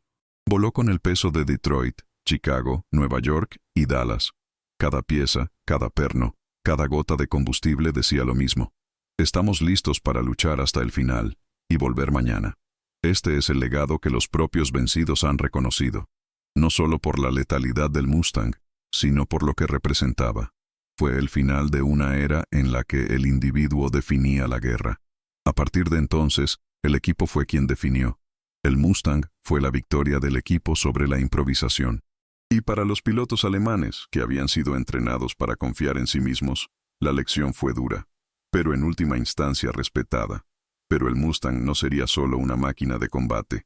Se convertiría, irónicamente, en un instrumento de reconstrucción. Muchos se usaron tras la guerra como aviones de entrenamiento, patrullas e incluso acrobacias. Otros se conservaron como reliquias, no de destrucción, sino de transformación. Y aún hoy, cuando un P-51 despega en un espectáculo aéreo, lleva más que su inconfundible estruendo.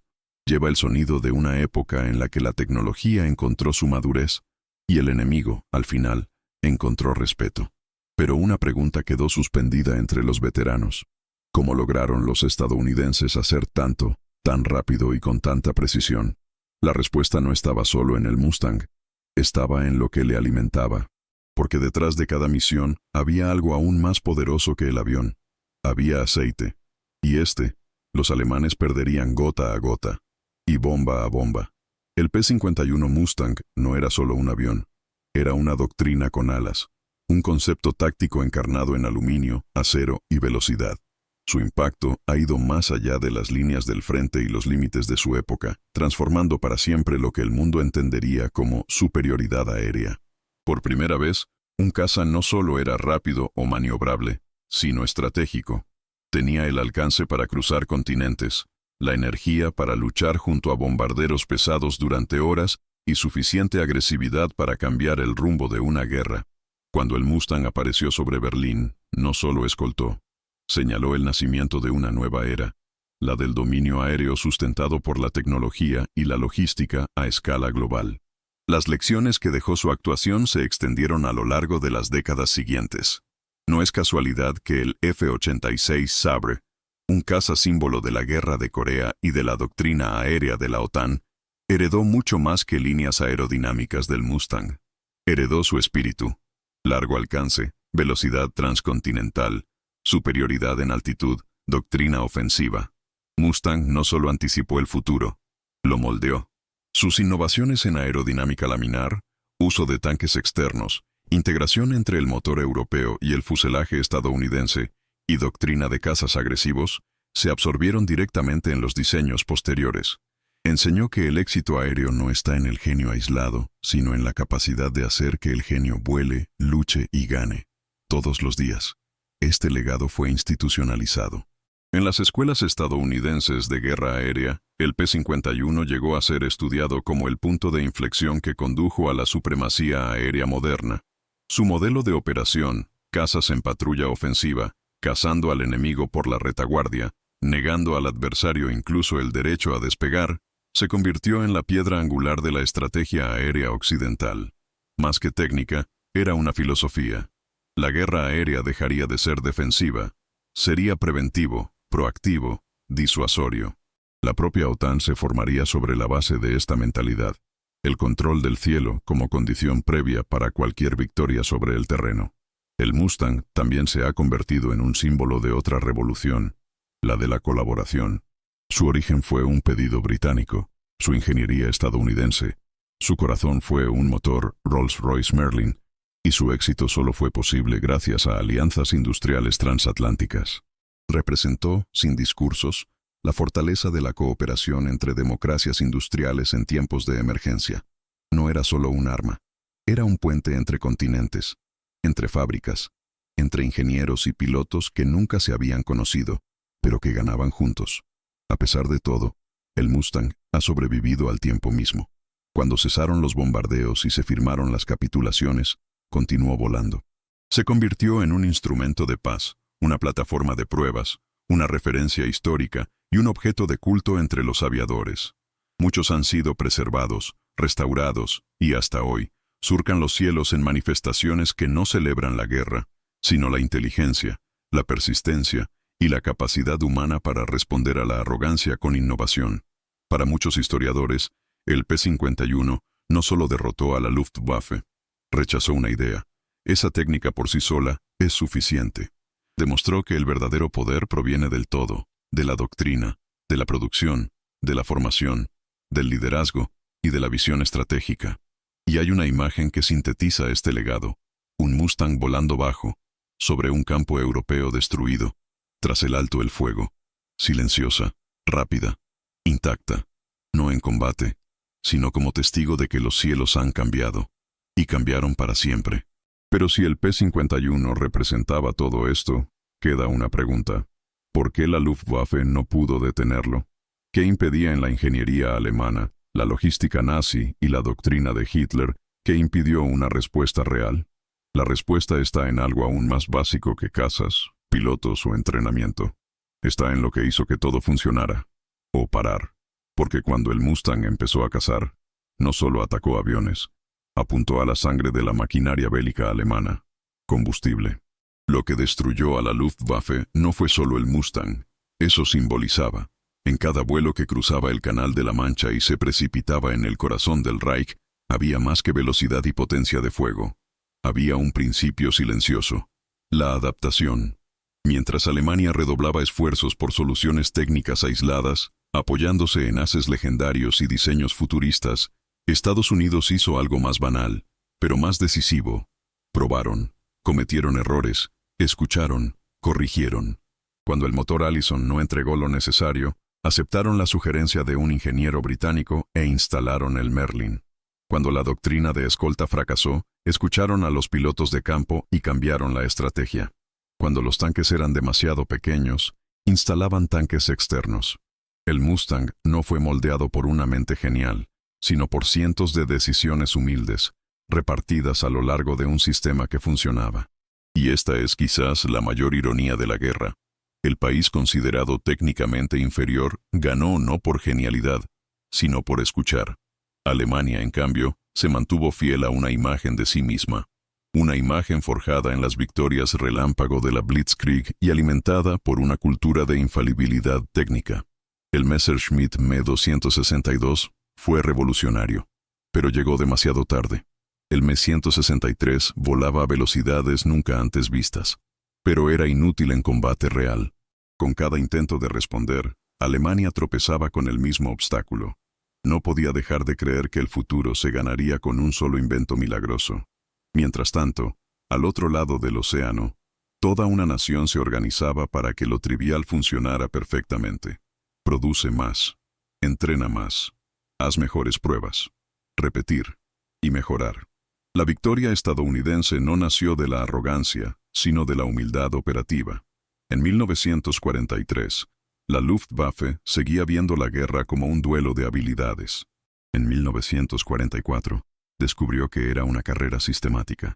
Y en 1945, dejó de existir. Porque al final, el Mustang no era el mejor caza del mundo solo porque volara lejos o fuera hermoso. Era el mejor porque llevaba dentro la lección más dura de cualquier guerra. Solo ganas cuando aprendes. Y solo quienes tienen el valor de cambiar aprenden. La guerra aérea del Reich terminó en tierra, pero la verdadera derrota comenzó mucho antes, cuando se rieron de los bombarderos desprotegidos y ignoró las señales. Pero aún queda un capítulo por recorrer, porque el cielo, una vez conquistado, cambia el curso mismo de la historia, y la victoria del Mustang preparó el terreno para algo aún mayor, una invasión, un desembarco y un nuevo mundo surgiendo del humo. La siguiente escena no está en los cielos, sino en las playas de Normandía, y allí, una vez más, estaría el P-51 por encima de todo.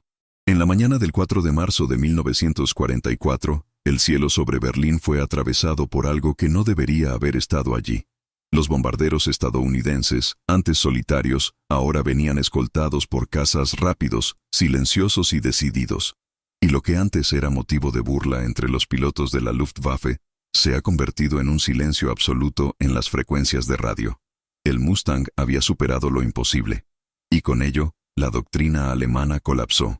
Ninguna táctica de ataque frontal, ni aviones revolucionarios, ni maniobras de emergencia pudieron contener lo que venía desde el otro lado del Atlántico.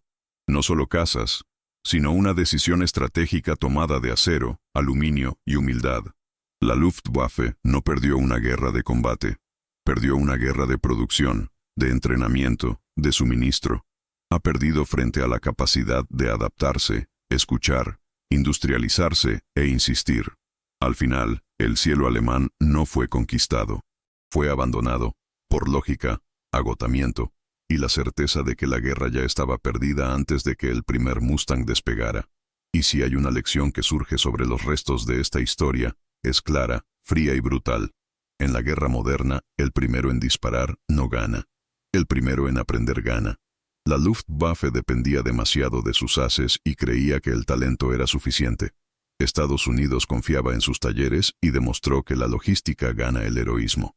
Los Mustangs no eran solo cazas, eran el sonido de la industria dando en el blanco, la doctrina reinventándose, la planificación que derrotaba la improvisación.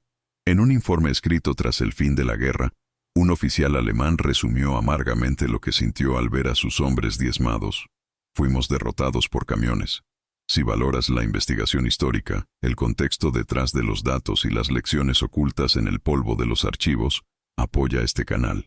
Deja tu me gusta, suscríbete y activa la campana para que podamos seguir trayéndote estas historias reales que revelan más que la guerra. Revelan el carácter de una época. Y en los comentarios, cuéntanos, ¿cuál fue el hecho más sorprendente de esta historia? ¿Qué momento cambió la situación para ti? No te vayas todavía. Escucha la próxima historia real que aparecerá en pantalla. Recuerda siempre, la logística determina la estrategia. Mira el siguiente video aquí en el canal con otra historia increíble.